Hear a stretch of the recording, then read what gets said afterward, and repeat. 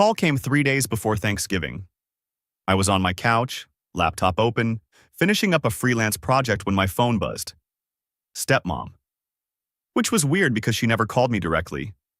Everything always went through Dad. "Hey Lisa, what's up? We need to talk. Your father and I are coming over tonight." Not, "Is that okay?" or "Are you free?" Just a statement. They were coming. Sure. When?" 6:30, make coffee." She hung up before I could respond. I looked around my house. My house. Legally mine since I was 12 years old, though I still thought of it as Mom's house most days. 2 bedrooms, small kitchen, living room that doubled as my office.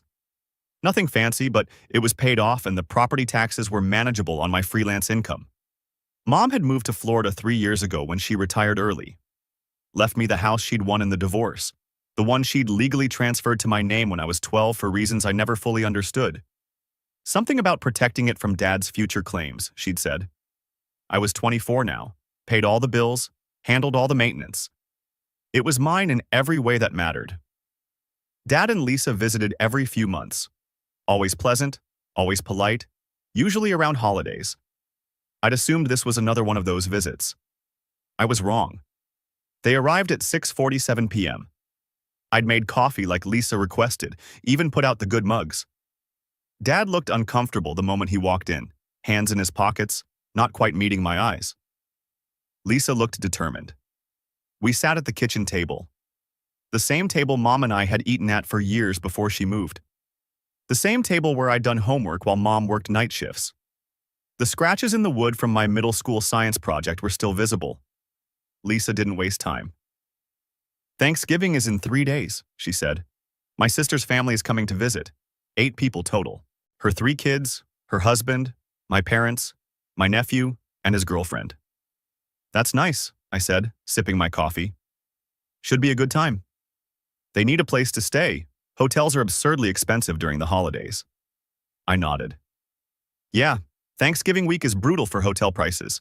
I can recommend some Airbnbs in the area if you want. There's a few nice ones about 15 minutes from your place." Lisa's face changed. That pleasant mask she usually wore cracked just slightly. "No, they're staying here."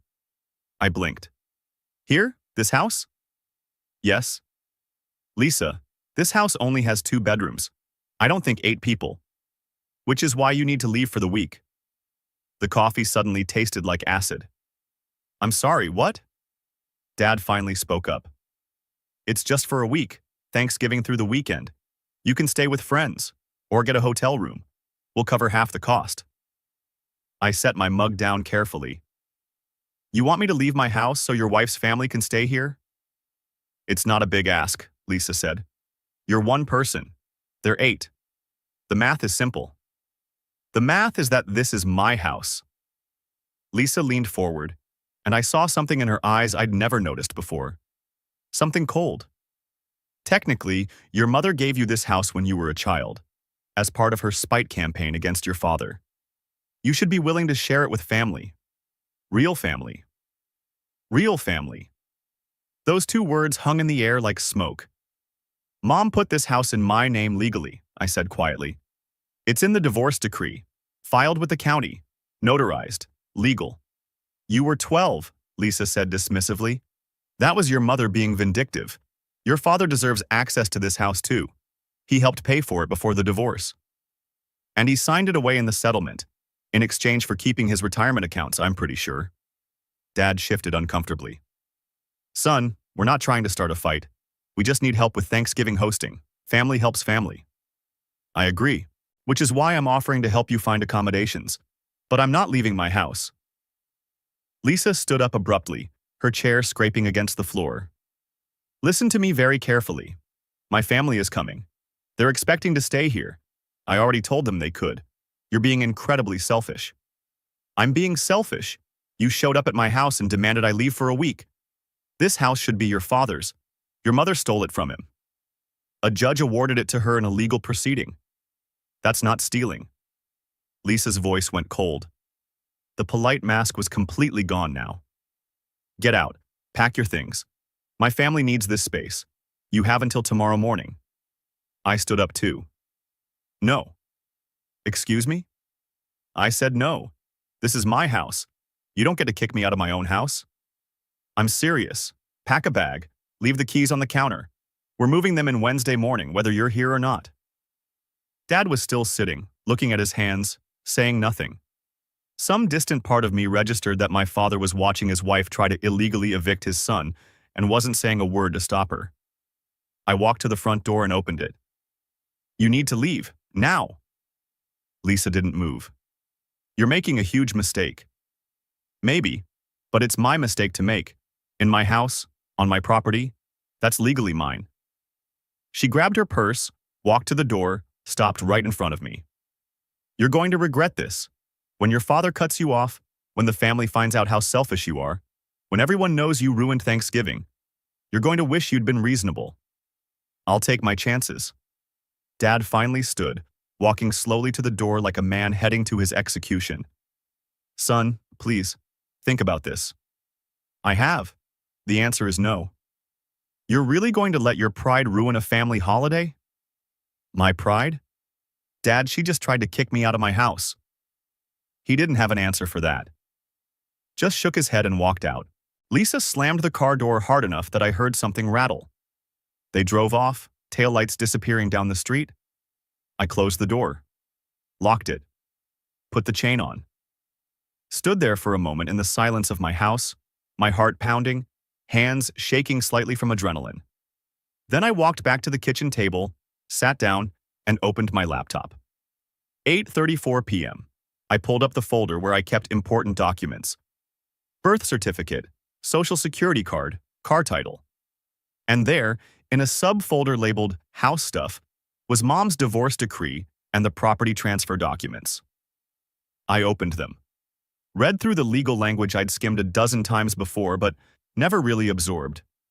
The house had been awarded to Mom, then immediately transferred to a trust in my name, with Mom as trustee until I turned 18. At 18, it became fully mine. All very clearly spelled out over 15 pages of legal documentation. There was a section I'd never paid attention to before. Page 11, paragraph 7. Dad's signature at the bottom, notarized, dated 12 years ago. Party A, Father, hereby waives all future claims, rights, or interest in the property located at 4477 Maple Street, including but not limited to residential use, financial benefit, or inheritance consideration. This waiver is permanent and irrevocable. He'd signed away everything, permanently. I sat back, staring at the screen. Then I pulled up my contacts and scrolled to a name I hadn't called in years. Michael Richardson, Mom's divorce attorney. The guy who'd handled everything 12 years ago, who'd sat across from Young, scared me, and promised everything would be okay. I didn't even know if he was still practicing law. Left a voicemail. Hi, Mr. Richardson. This is me. I don't know if you remember, but you handled my mom's divorce 12 years ago. The house on Maple Street. I have an emergency situation and I really need advice. Please call me back if you get this. Hung up feeling slightly ridiculous. It was 8:30 on a Tuesday night. He probably wouldn't even get the message until morning. My phone rang at 9:12 p.m. This is Michael Richardson. I absolutely remember you. What's going on? I explained everything.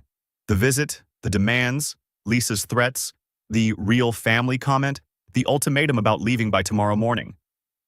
He was quiet for exactly 5 seconds. I counted. Then, do not leave that house. Do not give them keys. Do not let them inside under any circumstances. I'll handle this.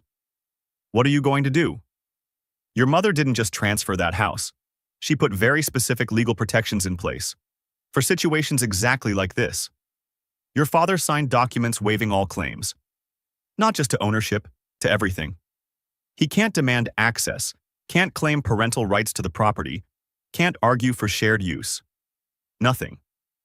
I saw the waiver in the decree, but can they really just, they can't do anything. What they're threatening is illegal eviction, trespassing, and possibly fraud if they've made copies of your keys. I'm going to make some calls tonight. Be at your house tomorrow at 10 a.m. Don't answer the door for anyone except me. And if they show up before I get there, call the police immediately. Mr. Richardson, Michael, and don't worry, They picked the wrong battle. Your mother made sure of that 12 years ago. He hung up. I sat there holding my phone, feeling something between relief and terror. This was really happening. My stepmother had tried to kick me out of my own house, and my father had backed her up. Or at least hadn't stopped her. I made myself another coffee, even though I definitely didn't need the caffeine. Sat at my laptop trying to work, but mostly just staring at the divorce documents. Around 11 p.m., my phone buzzed. Dad. We need to talk about tomorrow. Lisa says we can compromise. Maybe you stay in your bedroom. They use the living room and guest room. Everyone shares the house for the week. I almost laughed. Dad, no. The answer is no. Why are you being so difficult about this? Why are you trying to force me out of my house? It's 1 week. You're acting like we're stealing from you. You are. You're trying to steal my space, my privacy, my home, for people I've never met, because Lisa decided that's what's happening. She's my wife, and this is my house. He hung up this time. I turned my phone on silent and went to bed. Didn't sleep much. Kept running through scenarios, imagining what tomorrow would bring, wondering if Michael was right, if Mom's legal protections would actually hold, wondering if my father would ever forgive me for this, wondering if I cared. I woke up at 7:15 a.m. to the sound of my phone buzzing. Not a call, text messages. Dad. We're being reasonable. Please reconsider. Lisa. My family is on the road. They'll be here by 10:30. Be gone. Unknown number. Hi, this is Sandra, Lisa's sister. So excited to stay at your place. See you soon. I stared at that last one for a full minute. They'd given Sandra my number, told her she was staying here, like it was already decided. Like my no last night had just been a negotiating position. I got out of bed, made coffee, and texted Michael. They're still coming. Sister says they'll be here at 10:30. He replied immediately. Perfect. I'll be there at 10. Don't engage until I arrive. At 9:47 a.m., I heard a car pull up outside, then another, then a third. I looked out the window. 3 cars in my driveway and on the street. Doors opening. People getting out, stretching. Kids running around the front yard like they owned it. I counted. 8 people, just like Lisa said. Sandra, who I recognized from Facebook photos. A man who must be her husband. 3 kids ranging from maybe 6 to 12. 2 elderly people, probably Lisa's parents, and a younger couple I didn't recognize. They had suitcases, plural, big ones. My doorbell rang at 10:03 a.m. I didn't answer. It rang again. Then knocking. Then Lisa's voice. We know you're in there. Open the door. I stood in my living room, watching through the window as they clustered on my porch. Sandra was saying something to the kids. Lisa's dad looked confused. The husband was checking his phone, probably looking at whatever lies Lisa had told them about this arrangement. 10:23 a.m. The knocking got more aggressive. Then I heard it. A key sliding into my lock, the handle turning.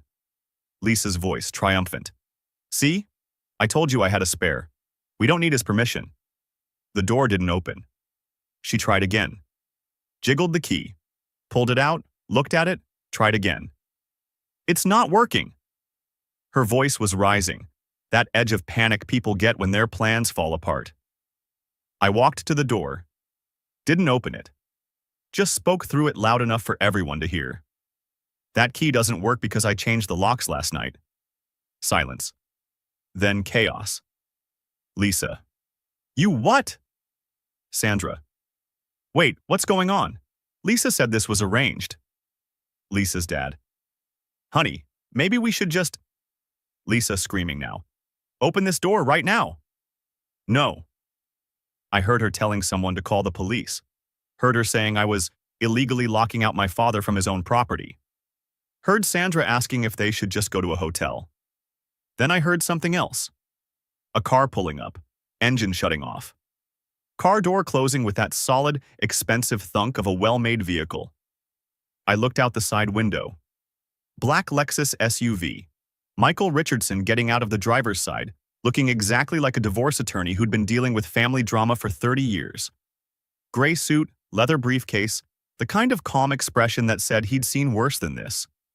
But he wasn't alone. The passenger door opened. A man in a county uniform stepped out. Badge visible even from inside the house. Official clipboard. The kind of clipboard that means paperwork and consequences. Michael walked up to my porch where 8 people and Lisa were still clustered around my door. "Good morning," he said pleasantly. "I'm attorney Michael Richardson, representing the property owner." He gestured toward my house, toward me inside it. Lisa spun around. "Property owner? His father?" Michael held up one hand, reached into his briefcase with the other, pulled out a stack of documents that looked official and expensive and very, very permanent. This property was legally transferred to my client 12 years ago as part of divorce settlement number 2013-47822, filed with the county, notarized, recorded in public records. He handed a copy to Lisa, then to Dad, who I could now see standing slightly behind the crowd, looking gray. "Page 3, Michael continued. "Your husband's signature. He waived all future claims, rights, and interests in this property, in exchange for keeping his retirement accounts intact. All of them." Lisa was flipping through the pages, her face getting redder. "This is from 12 years ago. He has rights as a father. He has no rights to this property. None. He signed them away. Permanently." Michael turned to address the whole group now, his voice carrying easily. "I'm very sorry you've been inconvenienced, but you were never authorized to be here. The owner of this property, my client, declined your request to stay here. What's happening right now is trespassing." Sandra stepped forward, her husband pulling at her arm. "Trespassing?" "Lisa said this was her stepson's place and he was letting us stay for Thanksgiving. She said it was all arranged." "It wasn't arranged," Michael said simply.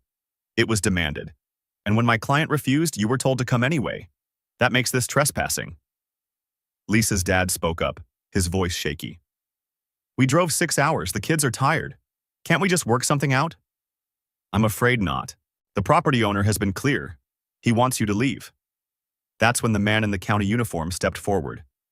He looked official and bored, and like he'd done this 1,000 times. "I'm Frank Harrison, building inspector for the county. I'm here to serve formal trespass warnings."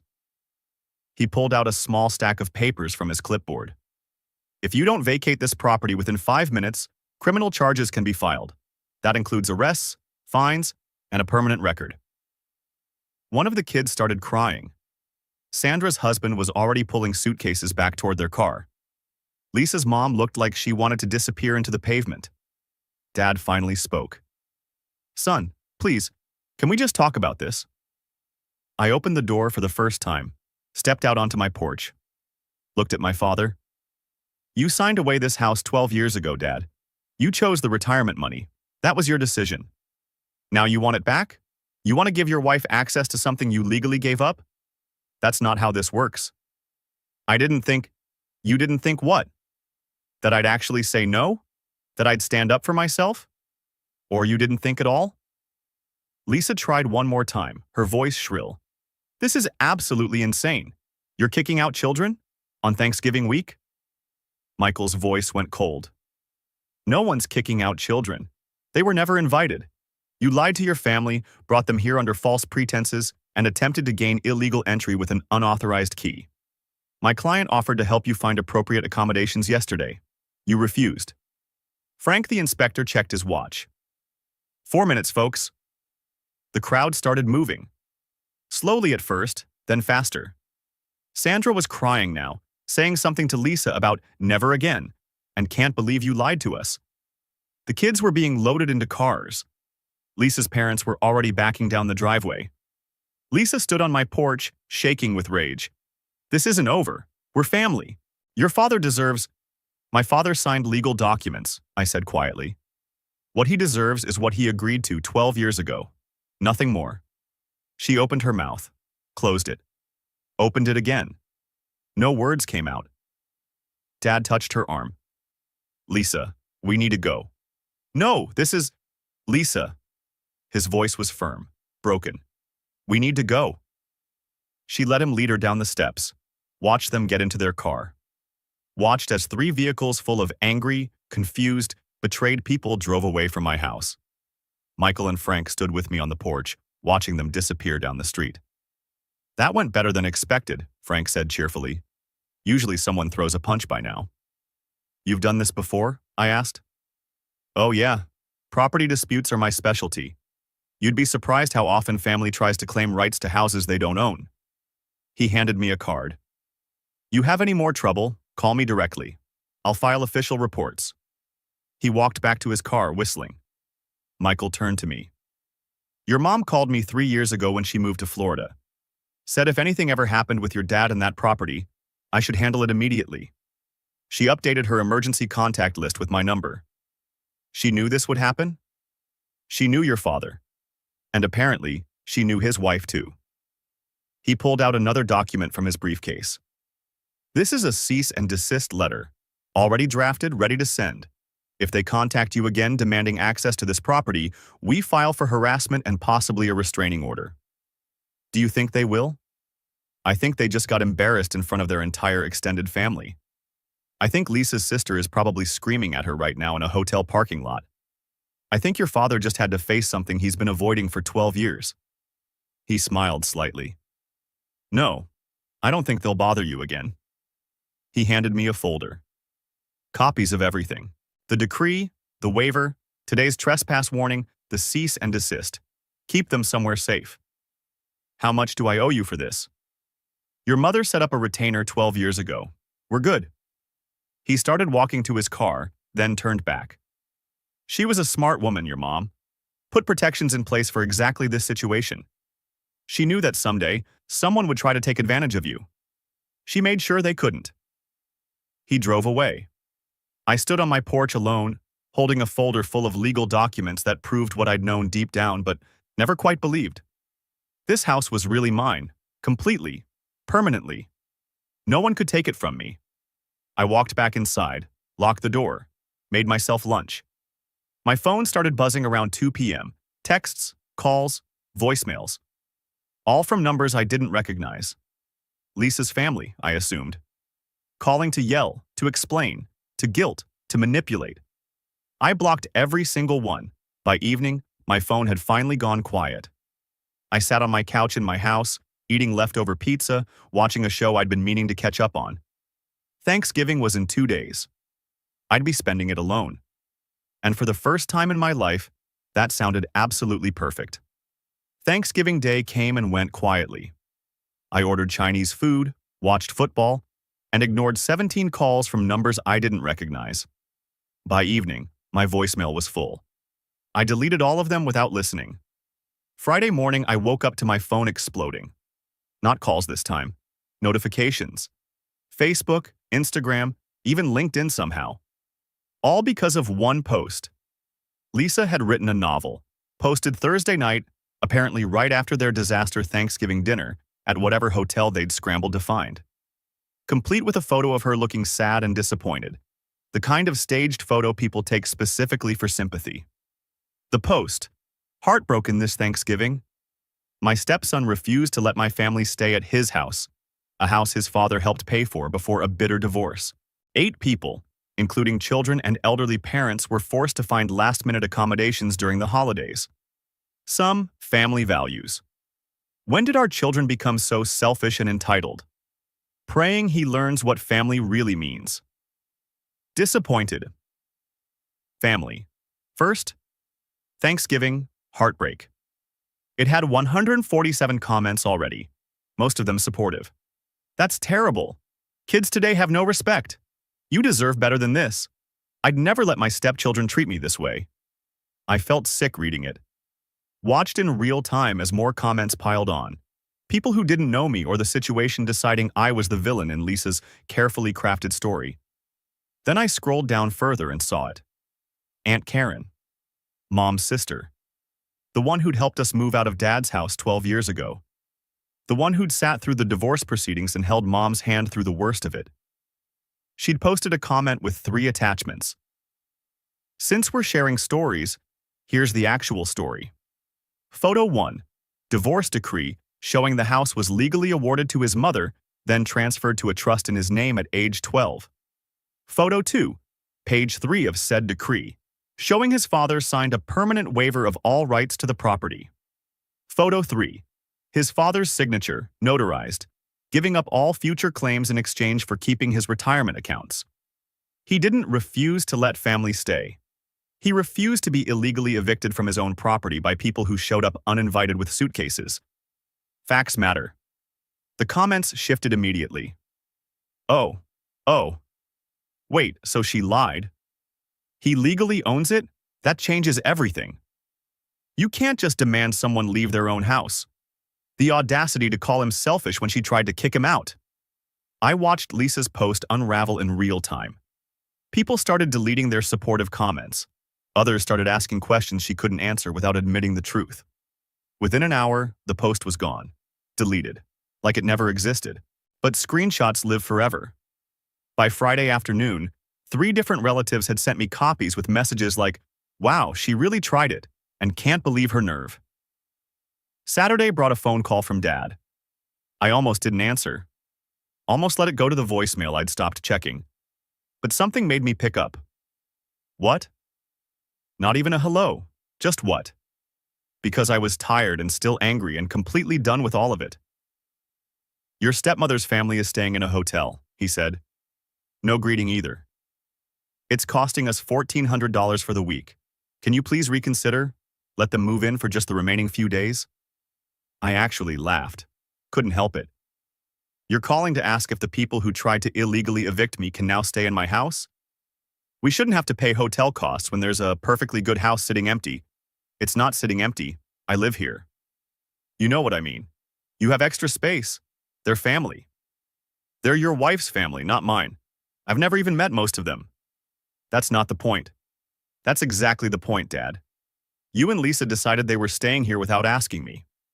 When I said no, you tried to force it anyway. Now you're upset about the natural consequences of your own choices." Silence on his end. I could hear hotel sounds in the background. A TV, people talking. That weird echo of too many people in a small space.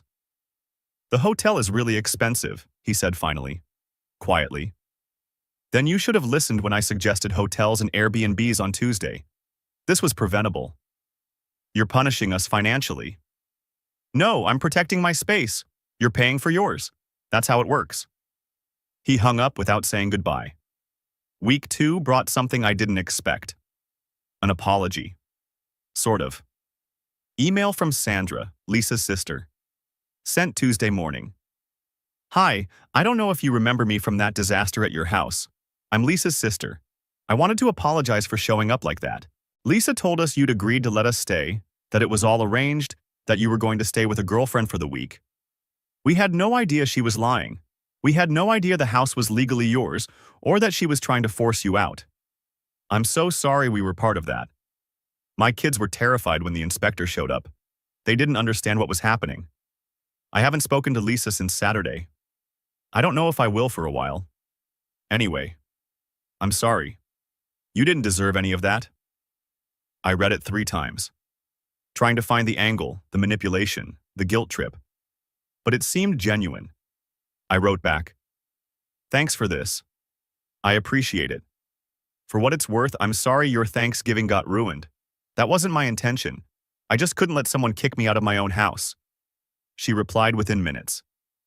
"I understand completely. If someone tried that with me, I'd have done worse than change the locks. Take care." That was it. Brief. Honest. The only reasonable interaction I'd had with anyone from that side of the family. Month 1 arrived with another email, this time from Dad. Subject line, "We need to talk." "Son, I've had time to think about what happened. I didn't realize the legal situation was so clear-cut. I thought I still had some rights to the house since I helped pay the mortgage before the divorce. Michael Richardson explained that I waived all of that when I signed the settlement. I don't remember signing that waiver. I don't remember a lot from that time, honestly. Your mother and I weren't speaking much. Everything went through lawyers. But I signed it. I know I did because my signature is right there on page 3. Can we meet for coffee? I'd like to talk without Lisa present. I need to understand what happened. And I need to apologize properly." I stared at that email for 2 days. Wrote and deleted responses a dozen times. Finally sent. "The legal situation hasn't changed in 12 years, Dad. You just ignored it until it became inconvenient. I'm not ready to meet yet. Maybe someday. But not now. He didn't respond. Month 2 brought an unexpected phone call. I was at the grocery store debating between 2 kinds of pasta sauce when my phone rang. Florida area code. Mom. Hey, sweetie. Your Aunt Karen told me what happened. I've been laughing for 2 days straight. I moved my cart to the side of the aisle. You think this is funny? I think it's perfect. Exactly what I put those protections in place for. She was laughing again. Lisa tried to kick you out of your own house? Actually showed up with 8 people in suitcases? You knew this would happen? Not specifically, but I knew your father would eventually try something.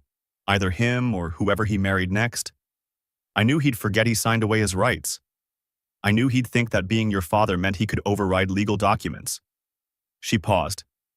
I'm proud of you, honey, for standing your ground. Why didn't you tell me about the protections? The permanent waiver? Any of it? Because I wanted you to know the house was yours. Completely. Without doubt. Without thinking you needed to check with me or your father or anyone else.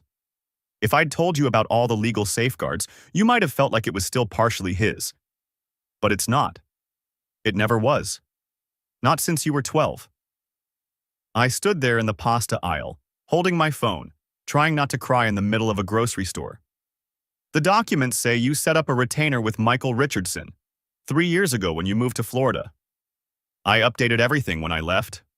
Made sure he had current contact info, funding for any legal issues you might face. Your father was already remarried by then. I'd met Lisa twice. I knew. She laughed again. I just didn't think she'd be stupid enough to try it during Thanksgiving. She posted on Facebook calling me selfish and entitled. I saw, before she deleted it, your Aunt Karen is a treasure. Dad called asking if they could move in for the rest of the week after paying for a hotel. Mom went quiet. What did you say? I said no. Good. Don't ever let them make you feel guilty for having boundaries. That house is yours. Your space. Your rules. We talked for another 20 minutes. About Florida, about her new friends, about the life she'd built after spending years in a marriage that made her miserable. When we hung up, I realized something. Mom had spent 12 years planning for this moment. Making sure I'd be protected. Making sure I'd have the legal backing to say no and make it stick. She'd known my father better than he knew himself. Month 3 brought silence. No calls, no emails, no posts, no drama, just normal life. Work, groceries, fixing a leaky faucet, dealing with property taxes. I ran into Dad's friend Mark at the hardware store. He saw me, hesitated, then came over. Hey, how are you doing? Fine, you? Good, good. Awkward pause. I heard about Thanksgiving. Your dad's been pretty quiet about the whole thing. Yeah. For what it's worth, I think you did the right thing. I've known your dad for 20 years. He's a good guy. But Lisa, he trailed off. She's got her own way of seeing things, and he goes along with it more than he should. Did he tell you what happened? Some of it. Enough to know you weren't wrong. Mark grabbed a box of nails from the shelf. He's embarrassed. That's why he's been quiet. He knows he messed up. Whether he'll admit it is another question. That conversation stuck with me. Dad wasn't angry. He was embarrassed.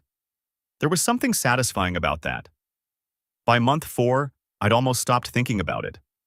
Almost stopped checking my phone for angry messages or surprise visits. Almost relaxed back into normal life. Then I saw them. Dad and Lisa. At Target on a random Wednesday afternoon.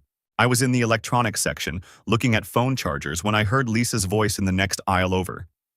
That specific tone she used when she was complaining about something. Still can't believe he chose material possessions over family. It's shameful. Dad's voice, quiet. He didn't choose possessions. We tried to take his house. We didn't try to take anything. We were sharing. That's what families do. Lisa, please, not here. I grabbed a charger and headed to checkout. Didn't want to see them. Didn't want the confrontation. But Dad saw me. Our eyes met across the store. He looked older somehow. Tired. Maybe sad. He looked away first. kept walking. I checked out and left. Got in my car and sat there for a moment, hands on the steering wheel, staring at nothing. My phone buzzed. Unknown number, text message. This is your father. I got a new number. Lisa doesn't have access to this one. I saw you at Target. I'm sorry I didn't say hello. I'm sorry for a lot of things. I don't expect forgiveness. Just wanted you to know I'm sorry. And that I understand now what I signed away 12 years ago. You were right. The house is yours. It always was. Take care of yourself. I read it twice, didn't respond. Drove home to my house, my property, my space, made dinner, watched TV, lived my life. The text sat in my phone, unread according to the system, but read by me a dozen times over the next few days. Maybe someday I'd respond. Maybe someday we'd have that coffee he wanted. But today wasn't that day. And I was okay with that. Month 6 brought summer heat and an unexpected conversation. I was at the farmer's market on a Saturday morning, loading tomatoes into a bag, when I heard someone call my name. Sandra, Lisa's sister. The one who'd apologized by email months ago. She walked over with a coffee in hand, looking relaxed in a way I didn't remember from Thanksgiving. Hey, thought that was you. Hi. Awkward pause. Then she laughed. This is weird, right? Running into each other after that disaster? A little. I'm in town visiting a friend. Haven't talked to Lisa since February. She said it casually, but there was weight behind it. We had it out after Thanksgiving. Turns out lying to your entire family about housing arrangements is a relationship ender. Who knew? I'm sorry that happened. Don't be. I needed to see who she really was. Spent years making excuses for her behavior, chalking it up to personality quirks. But trying to kick you out of your own house? She shook her head. That's not a quirk. That's calculated cruelty.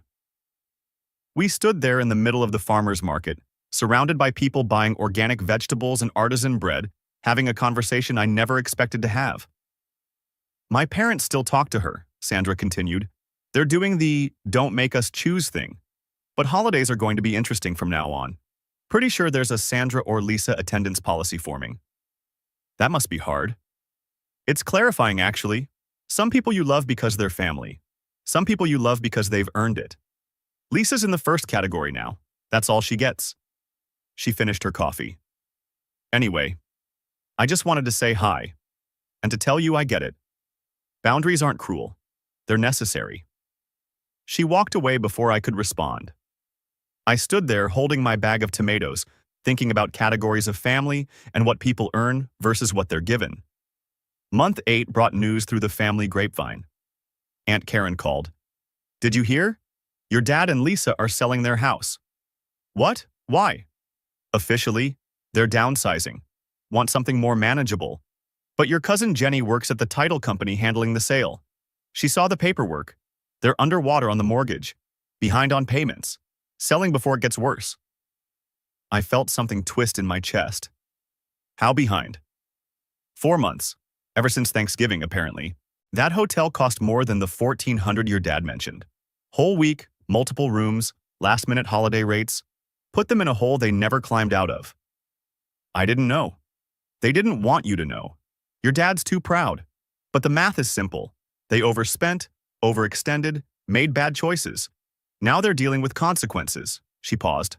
Sound familiar? It did sound familiar. Just different people, different circumstances. Same lesson. Where are they moving? Condo near the highway. 2 bedrooms, no yard. Your dad's selling his workshop equipment. Lisa's furious about losing her craft room. Aunt Karen laughed. Play stupid games, win stupid prizes. After we hung up, I sat with that information for a long time. Part of me felt vindicated.